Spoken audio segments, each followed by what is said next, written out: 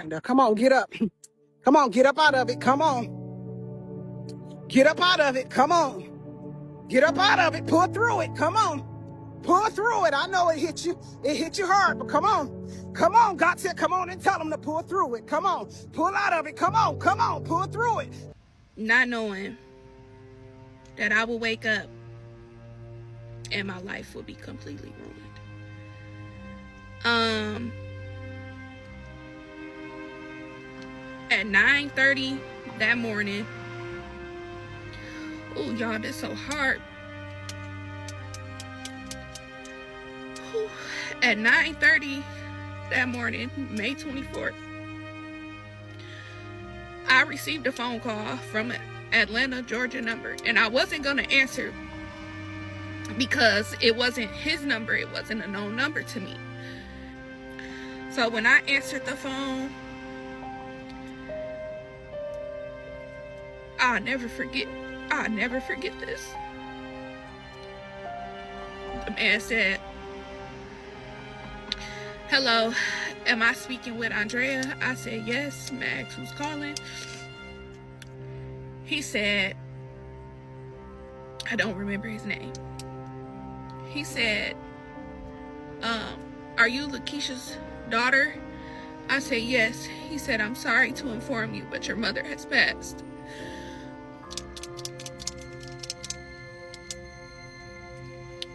My entire body went numb. I didn't understand what he was saying. I couldn't process what he was saying. And she told me, she said, "Andrea, do not give up on me." Oh, y'all. "Andrea, do not give up on me. I did not do this to myself.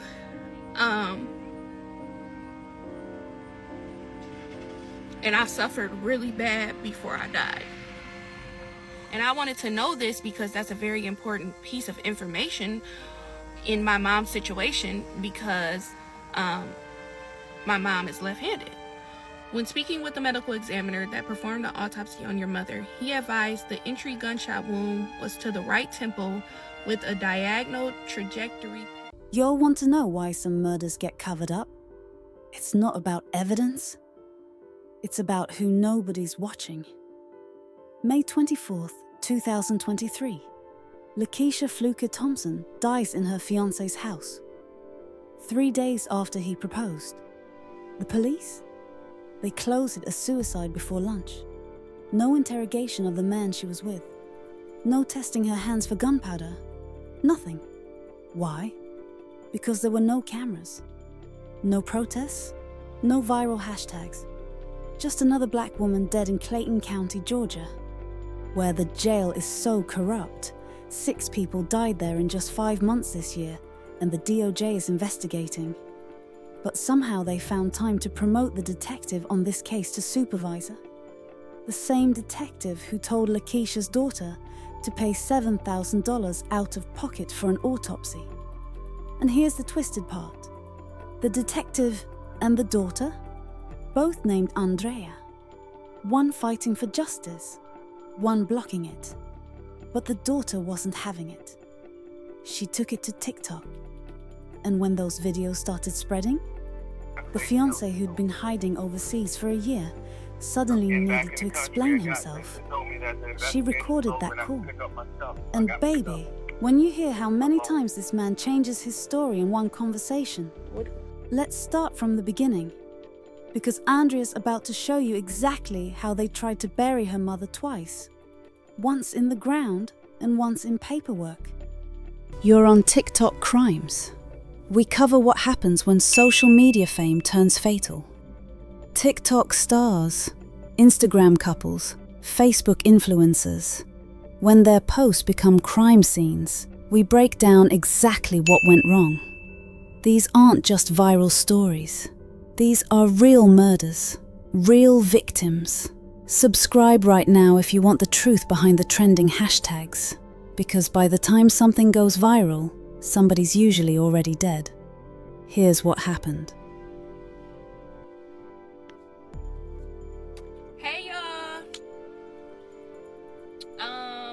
I just want to get on here and say that today I think is the day that I'm going to tell my mom's story, and tell everything that I've been experiencing since May 24th, 2023. I don't know why, but lately my heart has been really heavy with my mom and her story, and I believe that it's just time for me to try to take matters in my own hands and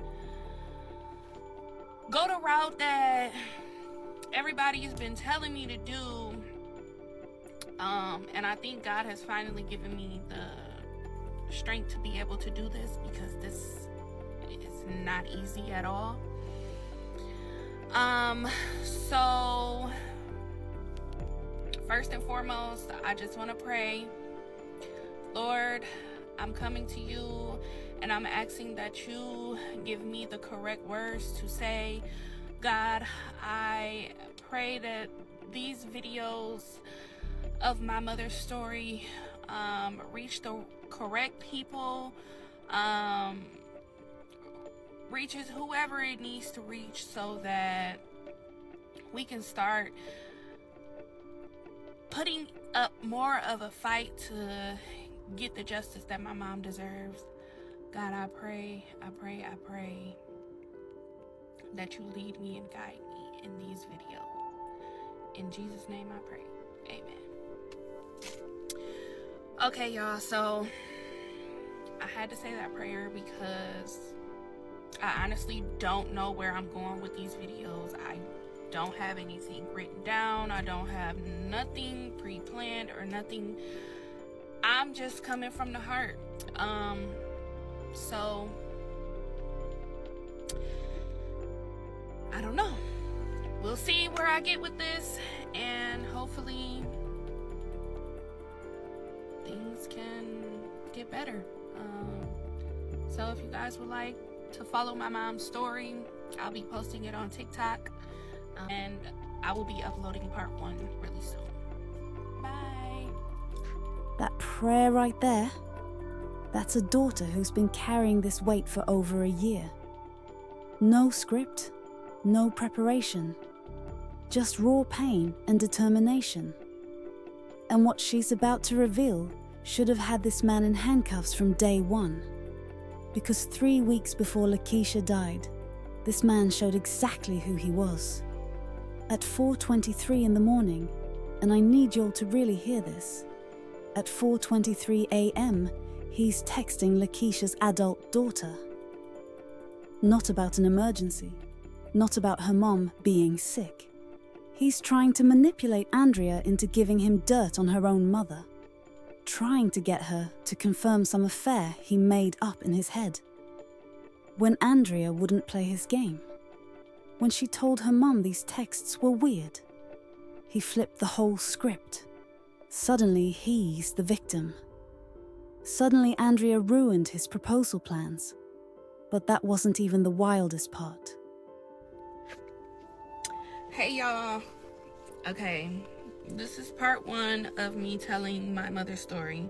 My mom, Lakeisha Fluker Thompson, was murdered May 24th, 2023 by a man that she put her trust in, a man that she thought loved her, a man that she thought really cared for her, a man that was very manipulative.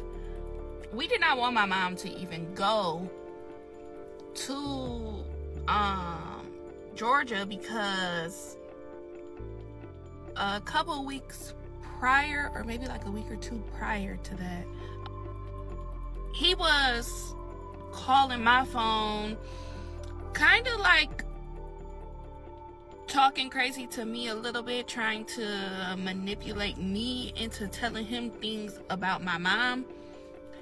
So that kind of was like triggering to me a little bit, because it just made no sense why he felt that he could reach out to me and trying to get information from about my mom.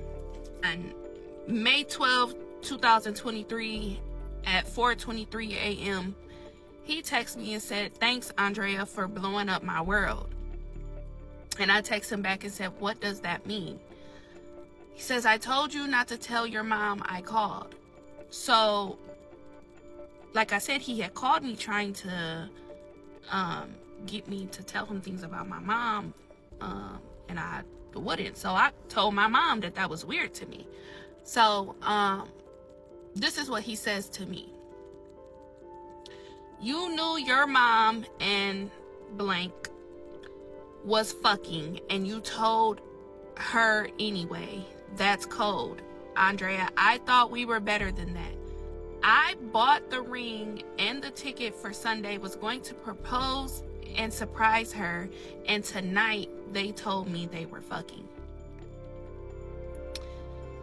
So I went to my mom's house and I was like, "Mom, I don't know what this is. I don't know what he's talking about.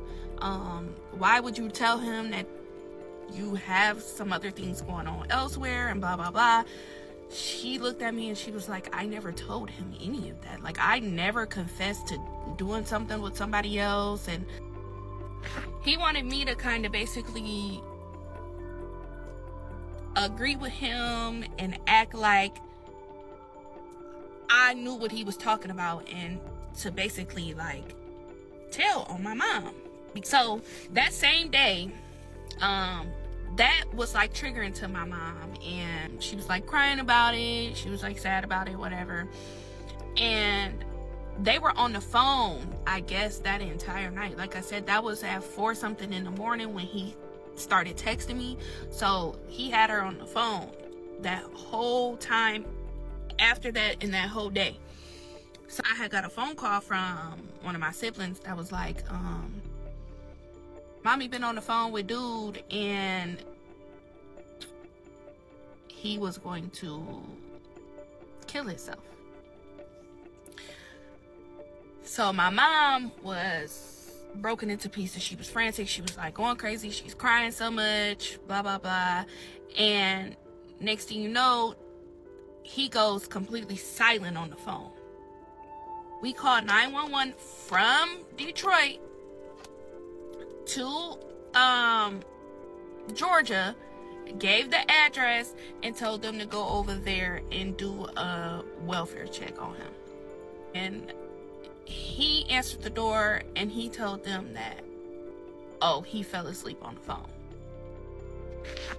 But how can you fall asleep on the phone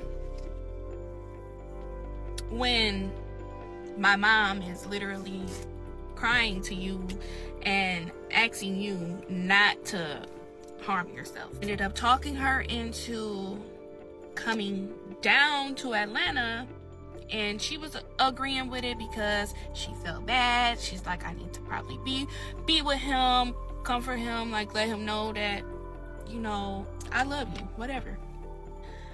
On May 18th or 19th, right now I don't have it on top of my head, is when my mom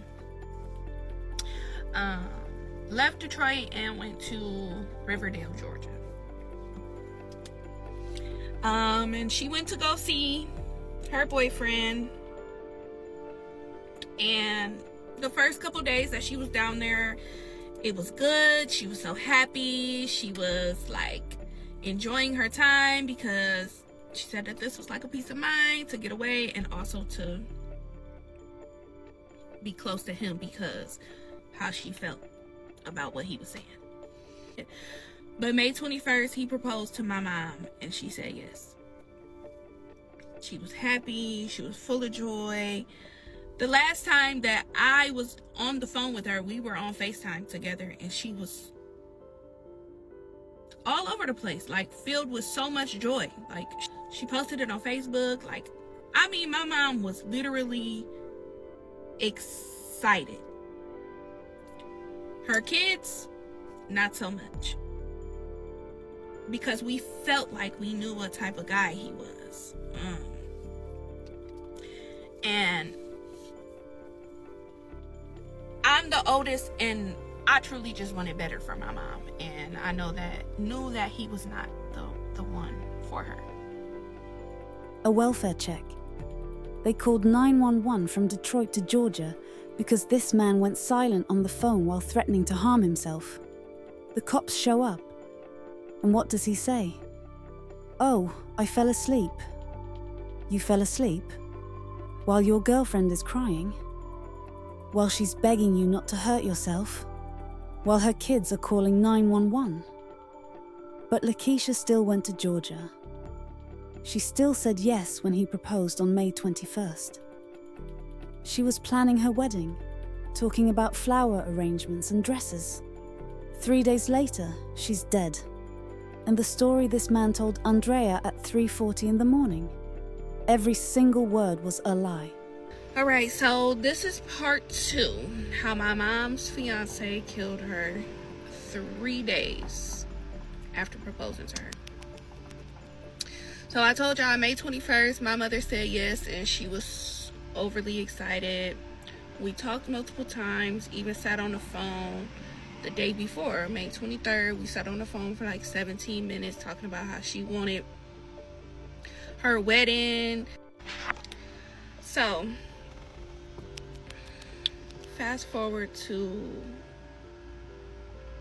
May 24th. At about 3:40ish in the morning, I received a call from her fiance, and he started the conversation off by saying, you need to call your mom, you need to get your mom, she just left walking. I simply told him, well, you need to go get my mom, because my mom not from there. She shouldn't be walking. She shouldn't be in no area that she not even familiar with. Like, that don't even sound right. He said, you just call your mom's phone, because she left it here and I'm looking for it. I need to find it. So I said, if my mom don't have her phone, why would you let her leave walking? Like, this is still not adding up to me. But it's almost 4 o'clock in the morning. I gotta go to school in the morning, so I'm not really thinking full-blown nothing bad about it, because I had my mom's location, so I checked the location just to make sure that the phone was still at his house like he said, and the phone was still there. But I'm not understanding how he said that she lost her phone in the house and they was looking for it, and then they start arguing, and she left walking. So I asked him, okay, well, what y'all arguing for? It's 4 o'clock in the morning, like, y'all should be asleep by now. He like, cause your mama drunk. I told her that I didn't want to marry her alcoholic ass, and she said she didn't want to marry my dope fiend ass. Since I'm such a dope fiend, then we shouldn't be together. And you knew about her still talking to your stepdad, and if she don't want to be with me, she don't gotta be with me. You know, just going on and on and on about them arguing. And he said in the middle of them arguing, she threw her ring and said that she was over it. She didn't want to do this no more. So I politely asked, can you just go find my mom, please? Like, once you find my mom, then I could calm her down. I could talk to her, whatever. He said, oh wait, here she go right here, ringing the doorbell excessively and banging at the door. She just keep banging at the door, ringing the doorbell. And I'm like, well, I don't hear no doorbell. I don't hear no doorbell, or I don't hear no banging or no loud noise. And then he started yelling and hung up the phone. So that kind of like threw me for a loop a little bit, because I never heard the doorbell, but I just gave it a little time, and then I called my mom's phone, since he said it was her at the door. But she never answered, and that was the last time I heard from him. I really only went back to sleep because they do a lot of arguing. So I feel like this was kind of just like the norm for them. Like, so I went back to sleep, not knowing that I would wake up and my life would be completely ruined.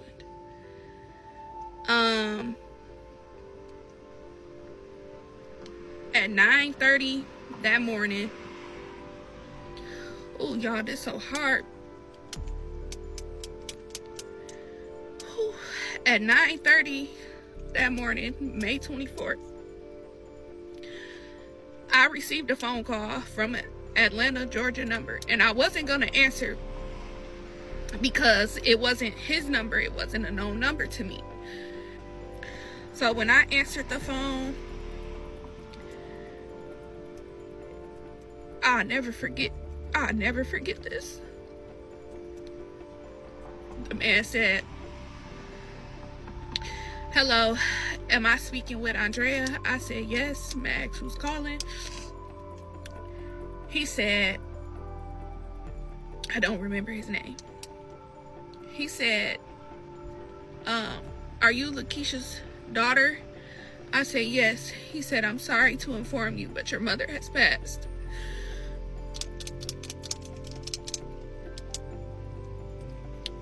My entire body went numb. I didn't understand what he was saying. I couldn't process what he was saying. Yeah, I'm sorry. And I said, "Well, how did she pass? What is going on?" And he said, "I'm sorry, but it was a self-inflicted gunshot wound to the head."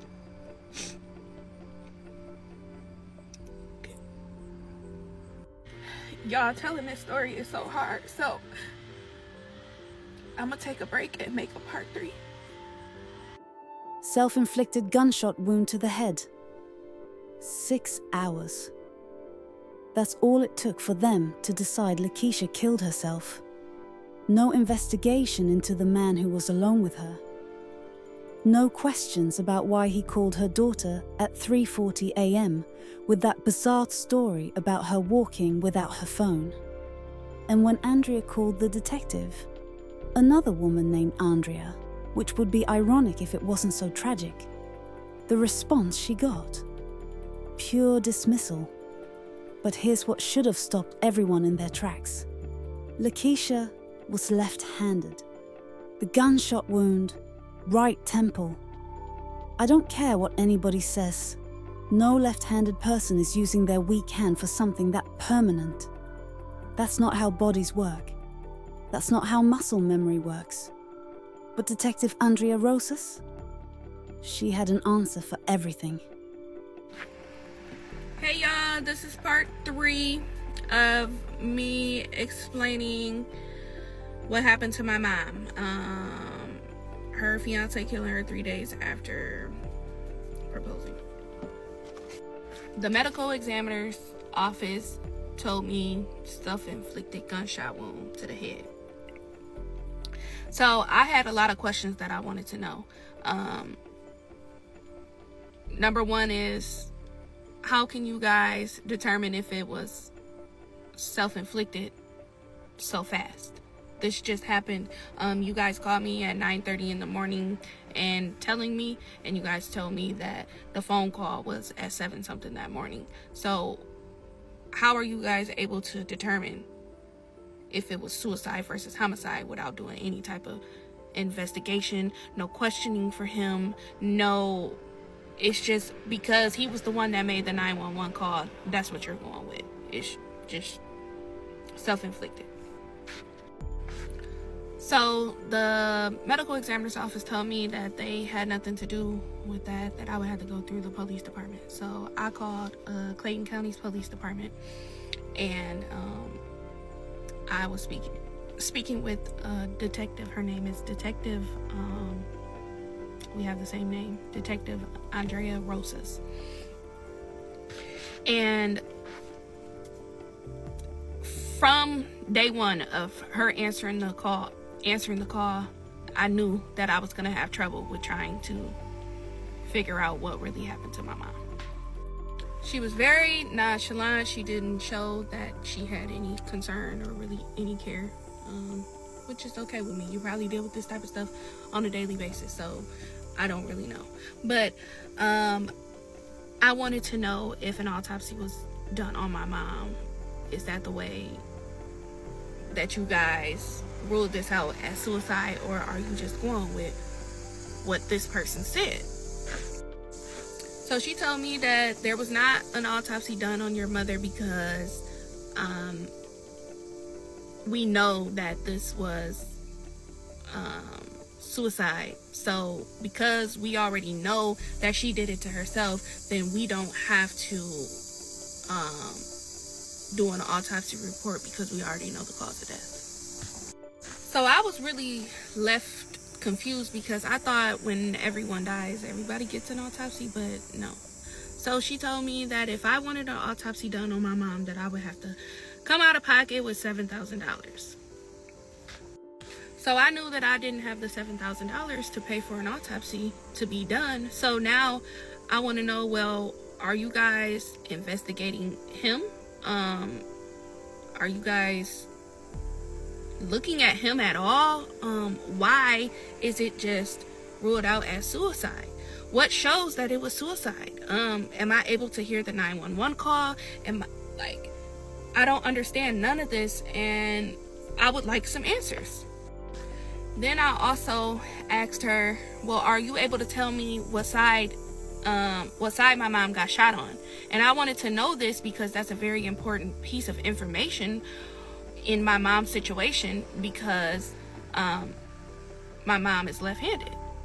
Not many people are left-handed. So I was thinking in my head, like, if my mom did it to herself, it would definitely be on her left side, on her dominant side. So they told me that they wouldn't be able to tell me that information. So I really didn't let this die down. I kept calling her, emailing her.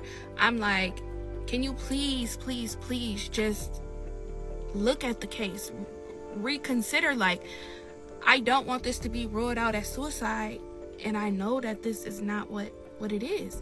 I sent her the screenshot of him calling me at 4 something in the morning.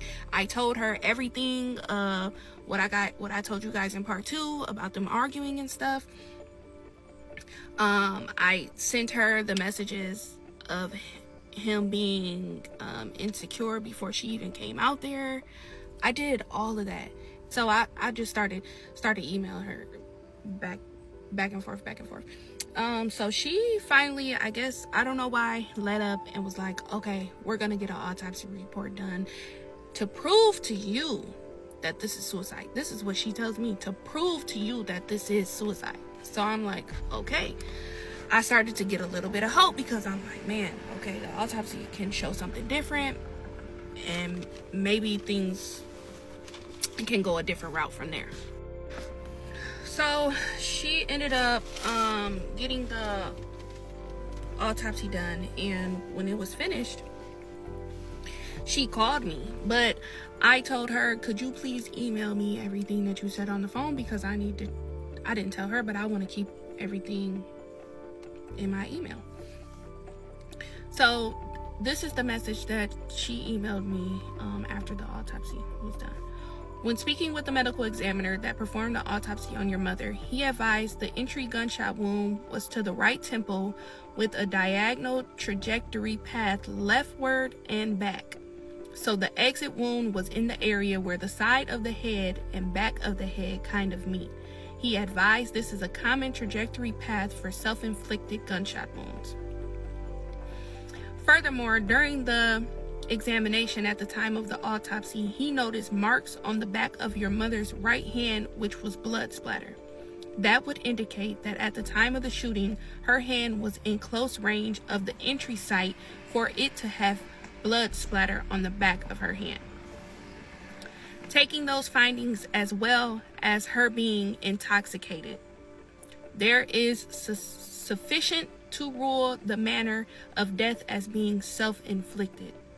As I stated over the phone, with the findings from the autopsy, I do not have any other evidence to further this investigation.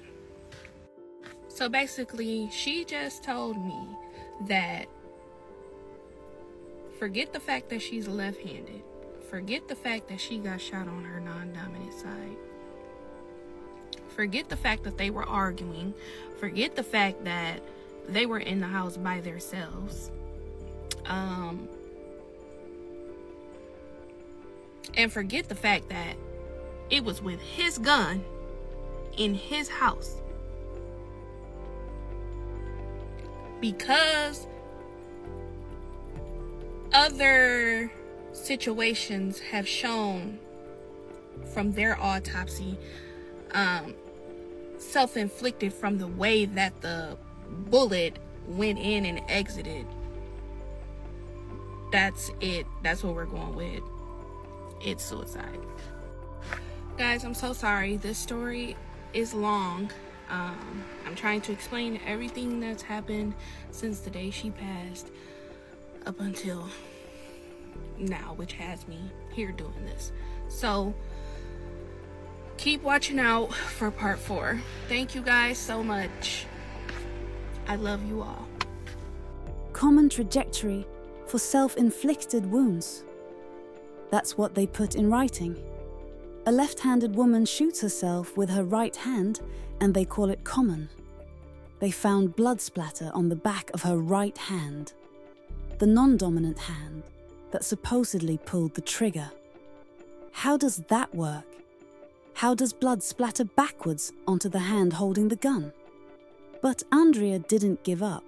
She couldn't, because something happened that changed everything. She heard her mother's voice. Now, I know some of y'all might not believe in that spiritual stuff, but when Andrea was alone in that laundry room, she heard her mother tell her she suffered before she died, that she didn't do this to herself. And that's when Andrea went from grieving to fighting. $16,000. That's what she spent on a private investigator and lawyer. You know what they found? Hey y'all. Okay, this is part 4. I just want to say thank you to everyone who is still watching my mother's story.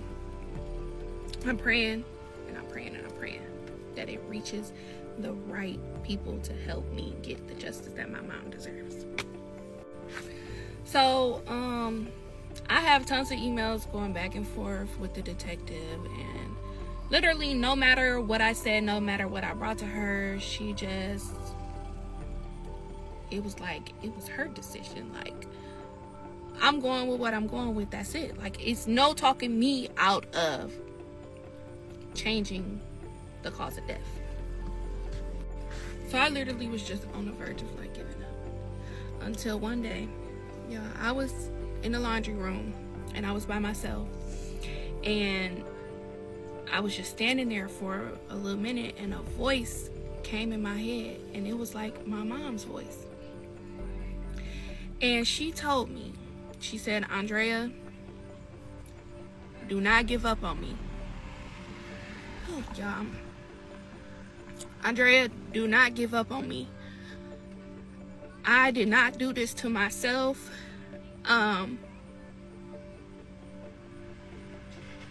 And I suffered really bad before I died. So please do whatever you can to fight and never give up. Mommy loves you, and I'm watching over you." Y'all, that day hurt me like it was the first day all over again. because I don't want to know exactly what happened to her. I don't want to go into detail. I don't want to know if she was hurting, if she was suffering. But she came directly and told me that herself. So from that day forward, I knew I had to put my big girl drawers on and do what I needed to do to fight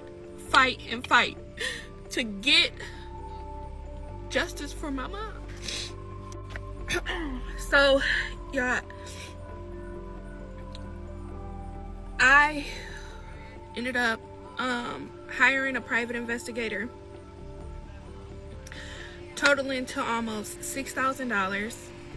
I ended up, he actually works with a law firm, so I hired a lawyer that he was already connected with, and that cost $10,000. A lot of money spent, and I got my private investigator or lawyer November or December of 2023, and here we are, still nothing. My private investigator and lawyer are doing the best that they can, but they get ignored a lot. So they tried to reach out to Detective Rosas, and she refuses to speak with either of them because she said that the case is closed, and she's actually moved up to a supervisor position, so she doesn't have to speak on that case anymore. So my lawyer and private investigator just went on their own and did their own digging and went deep into their own investigation. And okay, they found out that my mom's hands were never tested for gunpowder residue. His hands were tested and they came back positive of gunpowder. The police said that that's normal because he was in close proximity when she shot herself, which is crazy to me. They also looked at the crime scene photos, and the scene looked really staged. The way that her body was positioned just looked like it was really staged. And the crime scene, they found out the crime scene was tampered with because the gun was moved. And then they found out that his son was on the scene before the police arrived. Where did his son come from? If my mom did this to herself, and his son has a criminal background, bad background, so yeah, we're putting two and two together ourselves. Then we found out that there were pills spilled next to her and a vape laying on the side of her to make it seem like she was either gonna take the pills or shoot herself. Like she was just so determined to get up out of here. Found out that she had scratches and bruises on her knees. My lawyer and them thinks that from the way that her body was positioned, they think that she had to be kneeling on her knees when she got shot. She was laying flat on her back. So if you shoot yourself, boom, okay, you probably might go this way, you go on the side. I don't know, I've never seen it, but to just fall flat back like this and be laid straight across the floor doesn't sound right to me. We also found out that in the beginning of the year that my mom passed away, he had dealings with another woman, and he pulled out the same gun that was used to kill my mom, he pulled that same gun out on another woman in March of 2023. And the police were contacted and involved, so they knew about it. Honestly, I could go on and on and on with things that my private investigator found and lawyer found, but still nothing changes the mind of the Clayton County Police Department. They simply just don't care. So with that being said, we still fighting. Here it is, 2025, August, but I'm never giving up on my mom. But before this video ends, it's one thing that I want to say.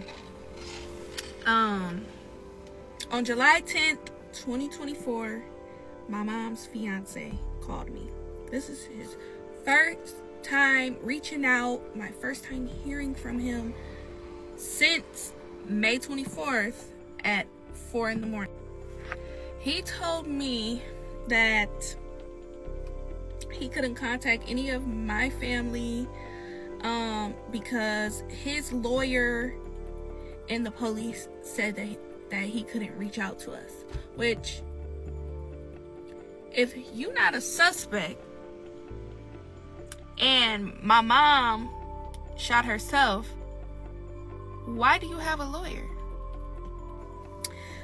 So he was contacting me now to explain what actually happened on that day, because his daughter told him that videos are going across social media saying that he was the one that killed my mom, and he didn't. So y'all, me being quick on my feet that day, I recorded the entire conversation. So for part 5, I'll be dropping footage of the actual audio of me and his phone conversation. So stay tuned. You don't want to miss these lies. But I'm praying that these videos make it to the right people and we get the justice that she deserves. They never tested Lakeisha's hands for gunpowder, never. But they tested his hands. And guess what? Positive for gunpowder residue. The police explanation: he was in close proximity when she shot herself. The crime scene was tampered with. The gun was moved. His son, who has a criminal record, was at the scene before police arrived. Where did he come from? Why was he there? Pills scattered around her body like movie props. A vape placed beside her. The whole scene looking like somebody's idea of what suicide should look like, not what it actually looks like. And here's what really should have ended this case. March 2023, 2 months before Lakeisha died. This same man pulled this same gun on another woman. The police were called. They knew about it. They had the report. But they still ruled Lakeisha's death a suicide. For over a year, this man disappeared, fled the country, radio silence, until Andrea's TikToks started going viral, until his own daughter saw them and asked him about it. July 10th, 2024. Andrea's phone rings. Unknown number. It's him. And he wants to explain what really happened. Andrea did what any smart woman would do in 2024. She hit record. What you're about to hear is a man who can't keep his story straight. Every excuse contradicts the last one. Every detail changes. And the more he talks, the more he tells on himself. Listen to this. I'm getting back in the country. They told me that the investigation was over and I could pick up my stuff. I got my stuff. My phone. What? I'm so confused. So my daughter told me that she seen something online saying that that you guys said that I killed your mom, and I'm like, what? You did. What? I would I kill? I didn't kill your mom. Your mom, me and your mom had a good night and everything.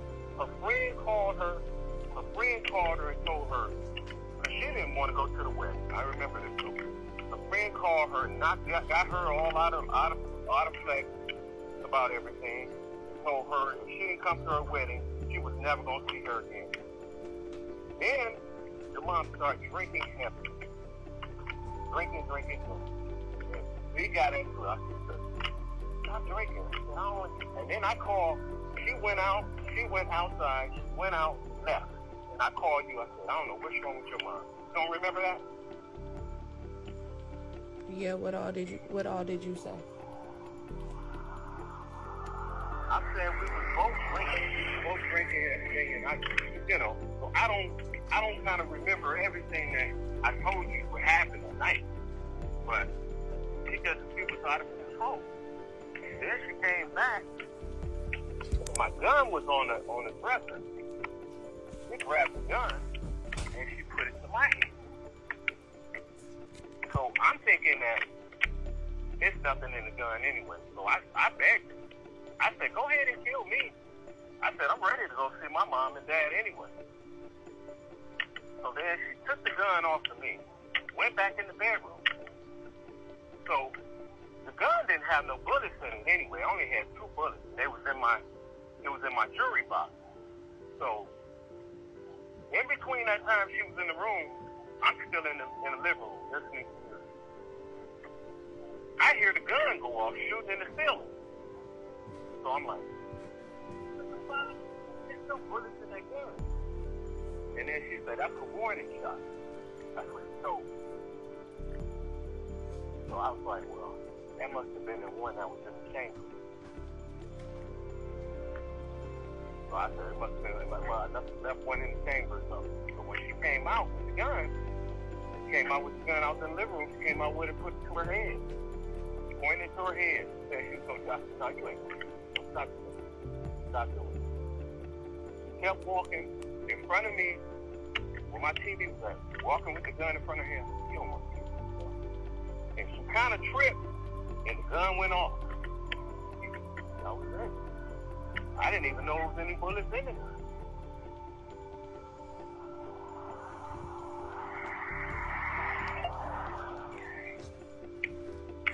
This is not making sense at all to me. So, yeah. I mean, if that girl wouldn't have never told her that stuff, talking about it, you don't ever want to see her. If you don't come to my wedding, you ain't gonna see. I ain't gonna never see you again. I'd be damn. Damn sure happy. Fuck me up. I shouldn't have bought that sip of liquor because she was on them strong medication pills. Because those narcotic pills and alcohol. What you mean? The what pills? Her medication she was on, them narcotic pills. She don't even take narcotics. That's what she told me. She said these pills are narcotic pills. She don't. That they gave me from, that I got prescription from the treatment center I went to. That's what she told me. That and those pills mixed with alcohol, delusional and everything. Causes all kinds of stuff.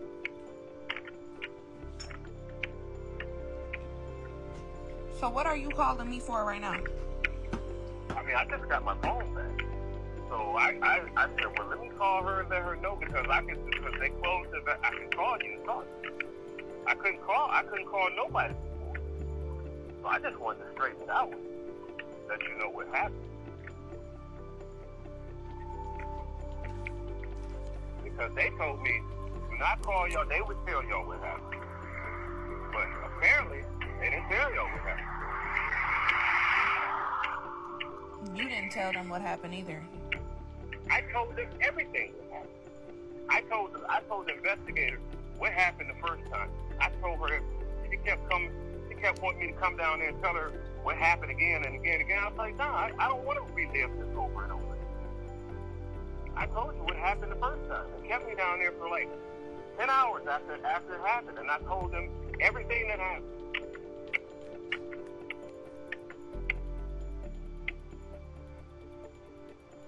So I don't know what they told you, but when I told the investigator everything what happened, they took my statement, everything. Then she wanted to come down there and release another statement. I said, no, I'm not releasing another statement. I told you what happened the first time. Well, I got to keep telling you what happened over and over. I don't want to keep reliving it. I told her this was very dramatic to me. So just randomly out of nowhere, my mom just shot herself. I don't know why I ain't never left my gun out. I had never left my gun out, period. I was looking for something in my drawer, and I put it on the dresser, and I regret that I never put it back up. I regret that. Because when we got in an argument, when I told her I didn't want to get married anymore, I said, I don't want to. I can't marry nobody that drinks as much and all that. You know, and with the lady, she was like, everybody keeps leaving me, my girlfriend, mom, my aunt. And she was like, now you leaving. The other girlfriend told me if I don't, you know, and she just, I said, I don't know why she done that. I don't. I mean, I regret breaking up with her at my house and all that. Yeah, I did. I wish I would have waited till she got home and did. Because it wouldn't have happened at my house. It wouldn't have happened, period, because she didn't do that. She don't even know how to use a gun. Are you kidding me? Your mom does. Your mom used to be in a gang. You don't know a lot about it. Your mom have had shotguns. Oh.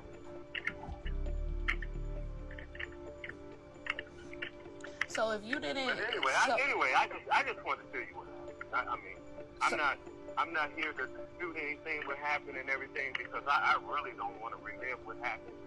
You know, because I feel bad because you know, I feel like if I wouldn't have said that I didn't want to marry her no more, I feel like I don't know, she might not have done it.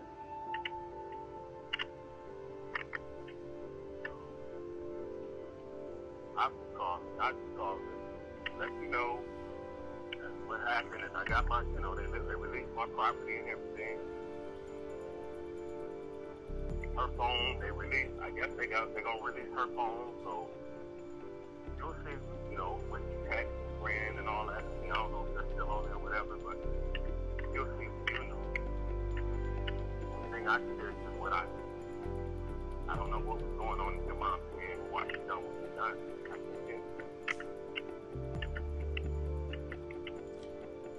So where did she shoot herself? Where? She shot herself in my living room.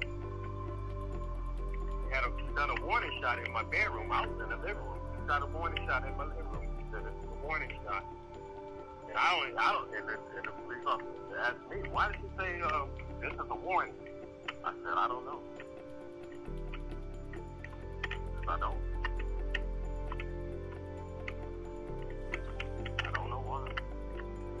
So if it was nothing, so, you know when your mom drinks, and when she drinks heavily like that, I mean she do stuff that I scratch my head. She said she didn't want to be here no more. That's the last thing I remember her saying. I don't want to be here.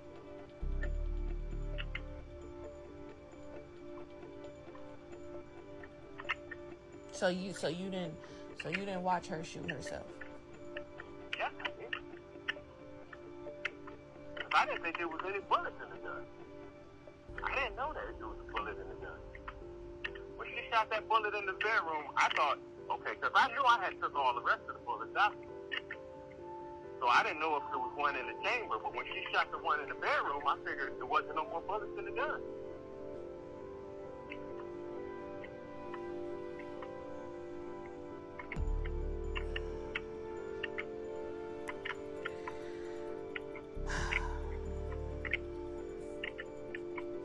So you just went out the country and been gone ever since. I mean, I was devastated.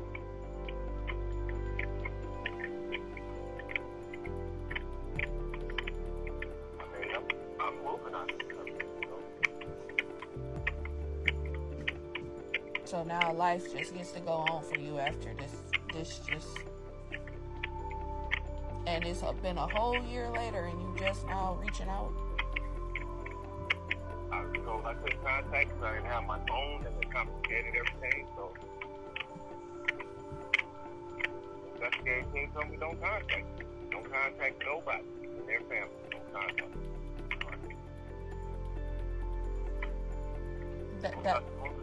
That's just crazy to me. That's not what I was told.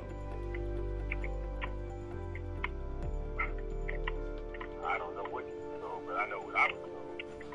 And they just gave me my phone back. So I just got back in the country to get my phone.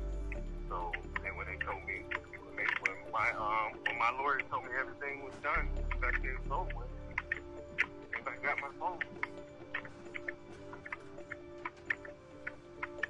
Okay. I mean, I'm just devastated as you are. I have no reason to lie about this. I love your mom. I mean, why would I kill your mom? And it don't make no sense. That don't make no sense. Why would I kill your mom? Same question I want to know. Yeah, why would I do that? That don't make no sense. I mean, ever since I met her mom, talking about killing herself. Ever since I met her, I just didn't know it was going to happen at my house. She was perfectly fine before she got to your house, so I'm a little confused. Your mom was happy as happy when she got to my house. Happy as happy. I mean, she was high on life and everything. Everything was, like I said, talking to her friend about that. Didn't want to go to that wedding. Her friend said that, I can't do this. I don't know why everything just flipped with her, the alcohol, everything. I don't know. But I couldn't do it. I couldn't do it. You know, and I told her I couldn't mind about wanting to get married, you know. I just couldn't do it. I mean, I couldn't be around her drinking like that heavy constantly like that all the time. Remember when I called you, I said, there's something wrong with your mom. I told you that she had left my house and went walking. I told you. And you hung up on me because you said that she was at the doorbell and I never heard the doorbell. I said she was at the door. Came in the door. That's not what you said. You said that she was ringing the doorbell non-stop. I never locked the door. Well, no, I didn't ring the doorbell. I never even locked the door. I remember the conversation like it was yesterday. It's me that's traumatized, not you. It's you that what? I remember every part of the conversation. It's me that's traumatized, not you. I'm traumatized myself. I was traumatized myself. Therapy and everything. Okay. But you think this happens? I mean, I know this is your mom. And I'm sorry this happens and everything, but some things when you see something, you can't unsee it. Well, I was more traumatized.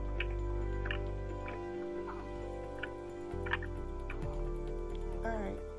Did y'all catch that? Let me break down what just happened in that phone call because this man really thought he was doing something. First, he says there were no bullets in the gun. Then he says there were 2 bullets. Then 1 in the chamber.